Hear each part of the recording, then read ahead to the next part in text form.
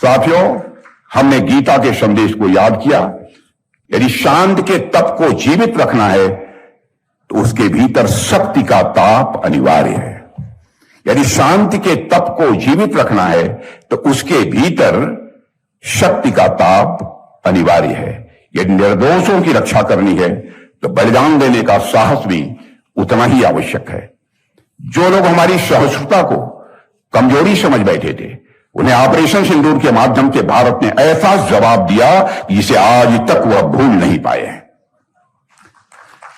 साथियों, हमने दुनिया को दिखाया कि भारत लड़ाई नहीं चाहता है, लेकिन यदि मजबूर किया गया तो भारत लड़ाई से भागता भी नहीं है और माकूल जवाब भी भारत देता है। गीता हमें यह भी सिखाती है कि शक्ति और शांति दोनों एक दूसरे के विरोधी नहीं है।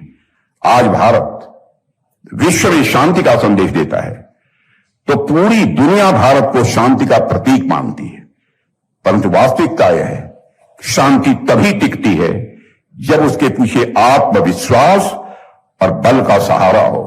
बिना आत्मविश्वास और बल के सहारे शांति टिक नहीं सकती। श्री कृष्ण ने भी अर्जुन को यही सिखाया था कि जो व्यक्ति धर्म संगत मार्ग पर चलता है वह कभी भयभीत नहीं होता है।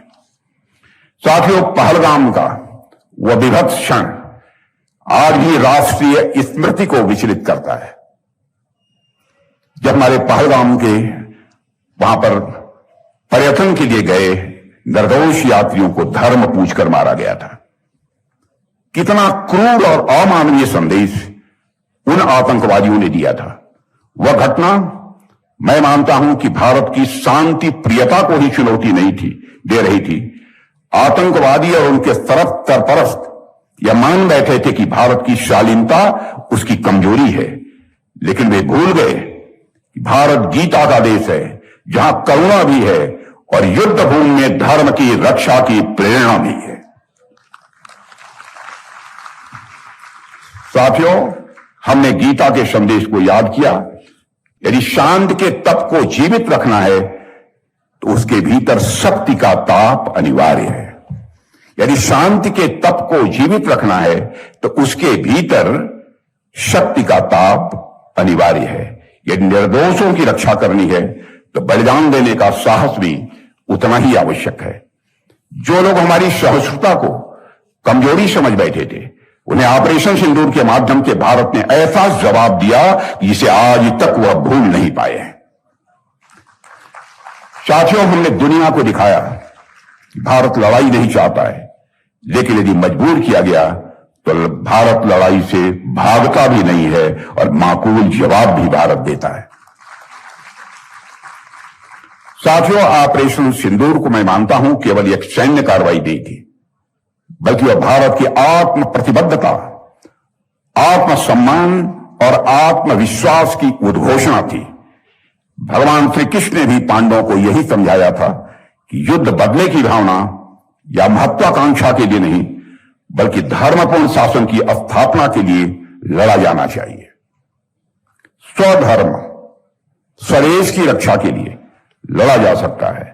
ऑपरेशन सिंदूर के दौरान हमने भगवान कृष्ण के संदेश का ही पालन किया है। मैं देवियों सज्जनों आपको बतलाना चाहता हूं। और इस ऑपरेशन ने पूरे विश्व को यह संदेश दे दिया कि भारत आतंकवाद के विरुद्ध न तो मौन रहेगा, न ही किसी भी सूरत में भारत कमजोर पड़ेगा। श्री कृष्ण ने अर्जुन को कुरुक्षेत्र में समझाया था कि धर्म की रक्षा केवल प्रवचन से नहीं होती, उसकी रक्षा कर्म से होती है। और ऑपरेशन सिंदूर वही धर्म युक्त कर्म था जिसको कि हम लोगों ने अपनाया।